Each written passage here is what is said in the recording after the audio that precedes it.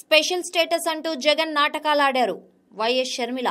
AP ముఖ్యమంత్రి జగన్ రాష్ట్రానికి ప్రత్యేక హోదా విషయంలో నాటకాలాడారని ఏపీసీసీ చీఫ్ వైఎస్ షర్మిల విమర్శించారు. స్పెషల్ స్టేటస్ కోసం మూకుమ్మడి రాజీనామాలని చెప్పి డ్రామాలాడారని దుయ్యబట్టారు.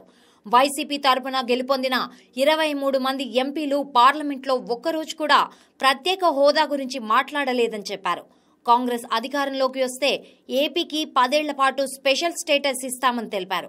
జగన్ ప్రభుత్వంలో 7 సార్లు విద్యుత్ ఛార్జీలను పెంచారని షర్మిల విమర్శించారు.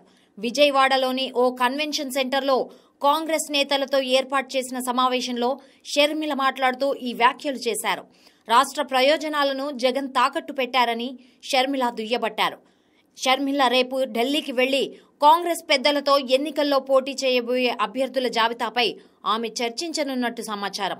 ఎల్లుండి అభ్యర్థుల జాబితాను విడుదల చేసే అవకాశం ఉంది.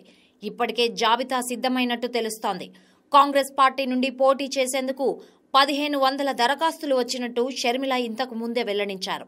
అభ్యర్థుల పనితీరుపై సర్వే చేయించి తుది జాబితాను ప్రకటిస్తామని షర్మిల చెప్పారు.